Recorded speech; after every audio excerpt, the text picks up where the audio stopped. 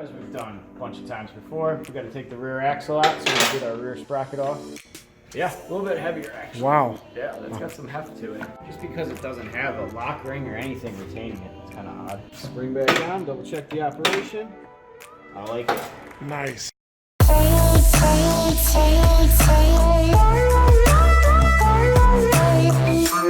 Well, hey everybody, it's your good buddy 650 Eve here, and welcome to season 4 of the new bike build series.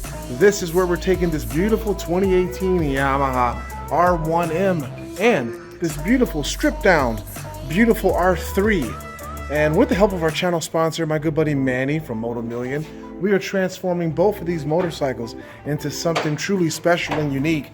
And at the end of the build series, we are giving these motorcycles away to someone that has supported the new bike build series. Information on how you might win just one of these two bikes, you can't win both, is in the description.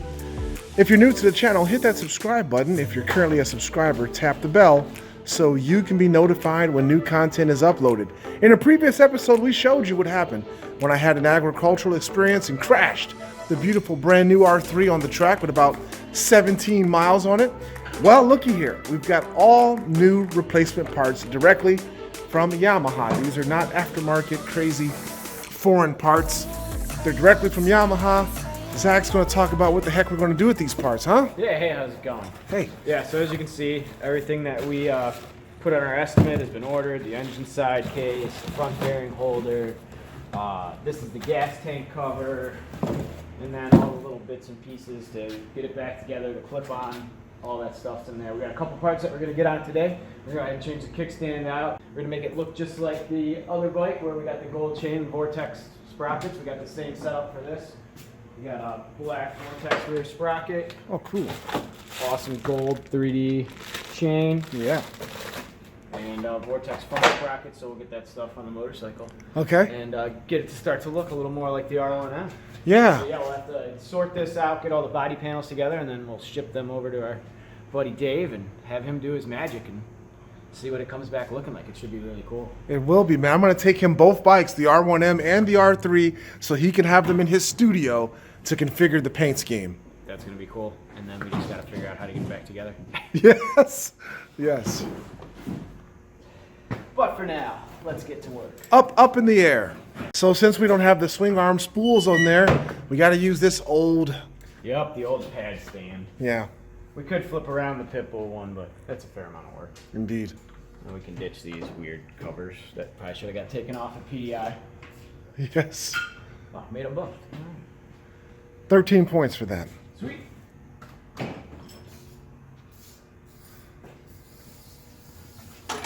That exhaust looks great and it sounds great too. On the Instagram post that you made, it actually shot a flame. I saw that was quite an impressive flame even. That was awesome.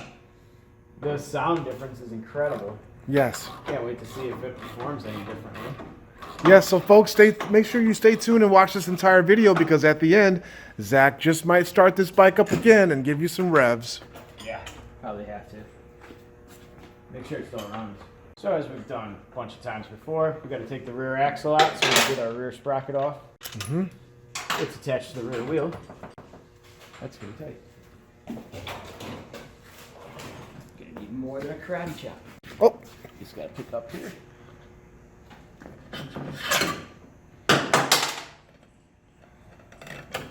Forward, get our chain off. Over to this side and deal with our brake caliper.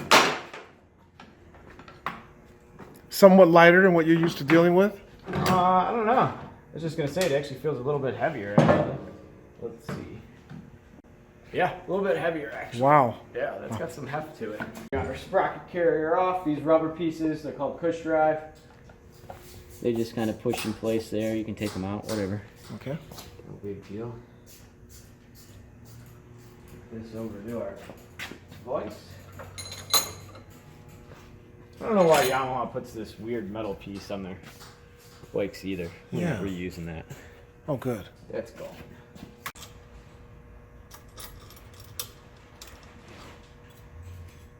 What is with all that? I don't know. But you're not going to reuse it? I don't think so. Unless it seems absolutely necessary, which I don't think it will. Oh yeah, this is hard-coated aluminum. Yeah. Compared to our steel. Yeah. Light. Yeah. Not light. Jeez. Definitely. Why do they do that on the bike that? What is this It's bike? cheap. A 300cc Yeah, motorcycle. it's cheap. It keeps the cost down though for everything. Wow. And it, like I said, it'll last a long time. That'll probably last twice as long as this would last. Okay. And let's see, we got 43 teeth. Does that say? Yep, 43. So that's the same size. Okay. Should fit on our sprocket holder like a glove, which it does. These are mechanical locking nuts, so you don't need Loctite with them, but we'll just put a little bit of blue Loctite just to make sure nothing comes off. And then we got to dig up a torque spec. Okay. I don't know if we got a service manual for this one yet, did we? Not yet. Okay. Well, we'll have to see what we can find on the good old internet then. Or maybe even on the owner's manual.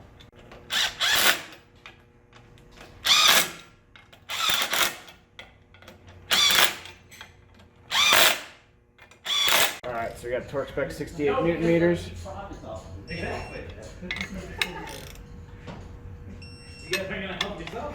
Is it a high number or pretty average? It's pretty, I mean, it's average for this size thread. Nothing spectacular. Nothing out of the ordinary. Okay.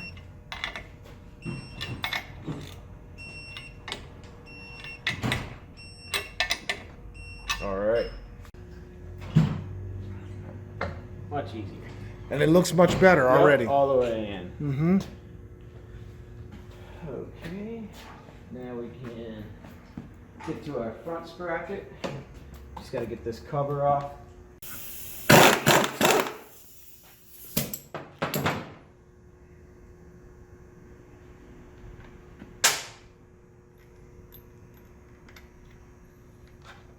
Wash it out. And then we got to cut our chain. While we're back here, we can replace this part, which you can see is damaged from your little off-road experience there. Yes. Yeah, this already has a 520 chain on it, so we're sticking with the 520. No Yeah. change there. Okay. Not very exciting. Yeah. But it looks better. It will look better. Strictly cosmetic this time. Mm-hmm.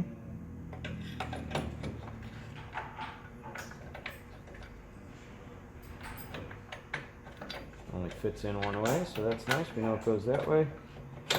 And the axle is what holds that in place. So it'll be kind of floppy till we get that done. Let's go ahead and grind away a rivet on our chain so we can break it with the chain breaker.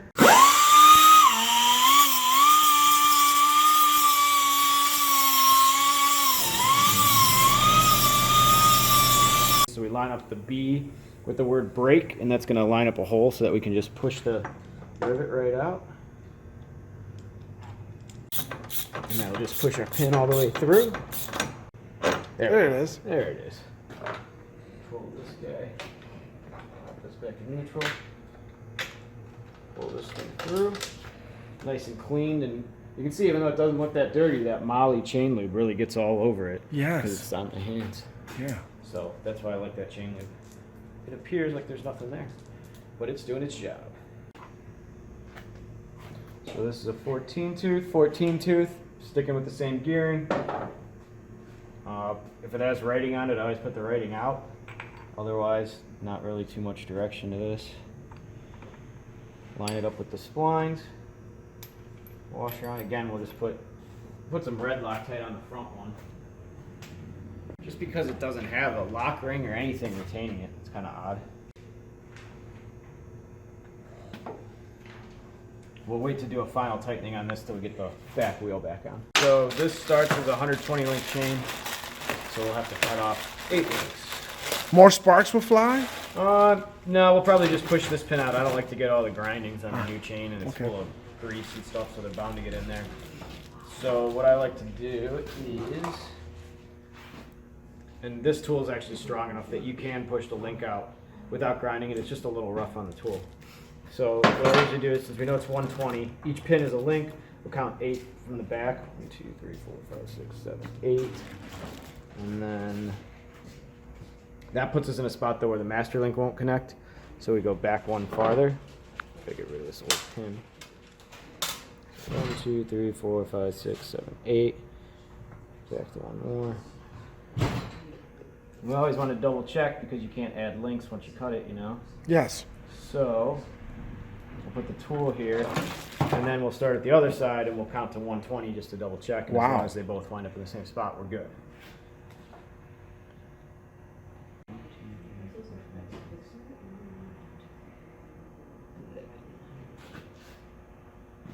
Yep, and that put us right at 111, but it'll be 112 with the master link. So that's where we want to go.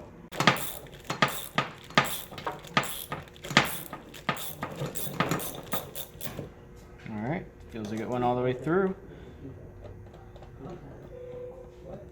Move our chain breaker. Pull off our links.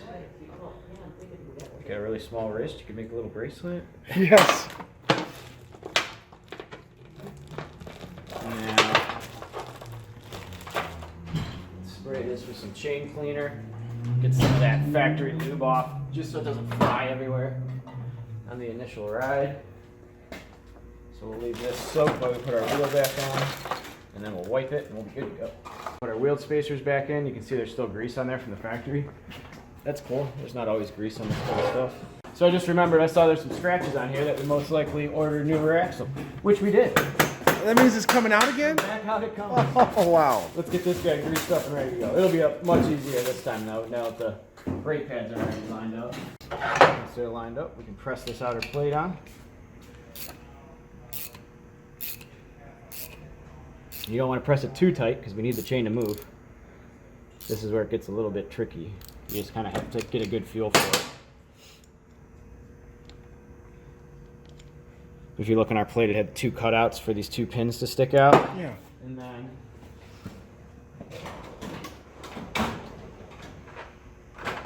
what I have to do is just take the digital caliper, measure a link that they pressed together, so about 18.2, and then measure the one we pressed together. We're at 18.24, so I could press it in just a hair more. That's actually fine. It's close enough. Yes. Make sure that your chain still moves. It does. Awesome. So now it's not complete yet. We need to use this tool, which is going to push. These rivets are hollow, so it's going to push on it and spread it out. So all you need to do is, if you think of it, take a quick measurement beforehand. We're at 5.0. Oh, we're at like 5.0, and we want that to squish to about 5.2 at least, hopefully. So we put that on there, and then we put this to the rivet, so we line the R up with rivet, and that's just going to be a solid face. That little dimple lines up with the pin on that side. And again, this is just, you really want to make sure you're centered is the best tip I could say. And then you have to go, it goes pretty tight, but you don't want to overdo it because you can crack the pin. So what I like to do is do both pins, give them a fair amount of pressure. I'll take a measurement, and then if I have to do it again, I'll do it again. Okay. But you can kind of see how it smashed that pin in. 5.3, so that's perfect. I like 5.3. And our chain still moves, so that's good. Obviously it's way too loose. We'll have to adjust it out. But now that it's on, we can put it in gear. We don't want to forget to tighten our front sprocket nut. Well, I was looking up the length of the chain before. I saw the torque spec for that was 75 Newton meters. 57 Newton meters is the called out torque spec for a rear axle. Okay. It's pretty low. Yeah, seems like it. Sprocket cover back on. Yep, we'll put our sprocket cover back on and call this a completed job. We got our chain completed and cleaned off all the factory grease and then applied some of the Honda chain lube with Molly. It looks great. Now we're going to pop on our new side stand to get rid of this pointy end piece. Spring back down, double check the operation. I like it. Nice. Wipe off some excess grease. New side stand. All right, looks pretty good then, huh? It does, man. On. We got a couple crash parts replaced. The axle that was scuffed, this little end cap, new side stand. Yep. Well, after, as long as it has a battery and gas in it, we should probably make sure it's still on. Right? Yes.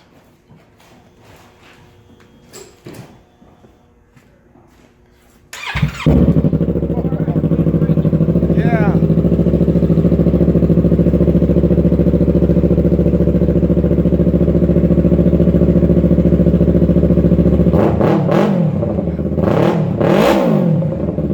No flames today.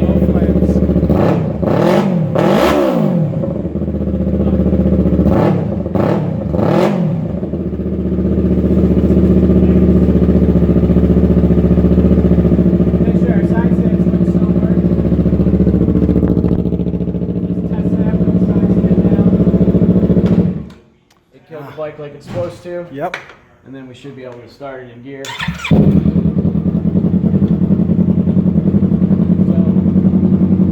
Our safety system's working Yes. correctly. It's the last check. All right. Awesome. Well, thanks for tuning in. Thank And you, we'll catch Zach, man. Next time. All right. Don't forget to get over to Patreon. Get yourself a chance to win one of these awesome bikes. Heck yeah. All right. Catch you guys later. All right. Thanks, Zach.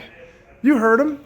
Go on over to Patreon and pledge your support to the New Bike Build Series for your chance to win either this beautiful 2019 Yamaha R3 or the 2018 Yamaha R1M. The R3 is going to look very similar to this bike once we're all done with it. If you're new to the channel, hit that subscribe button. If you're already a subscriber, tap that bell so you can be notified when new content is uploaded. This build series is going to be ending really soon, and then we're going to pick right up with season 5 of the New Bike Build Series. You're not going to want to miss that. Beautiful brand new bikes are going to be featured. For that, if you're already a patron, you know what 2 bikes we're going to be using for the next build series. Thank you guys so much for viewing. We'll catch you next time. These bikes are gorgeous.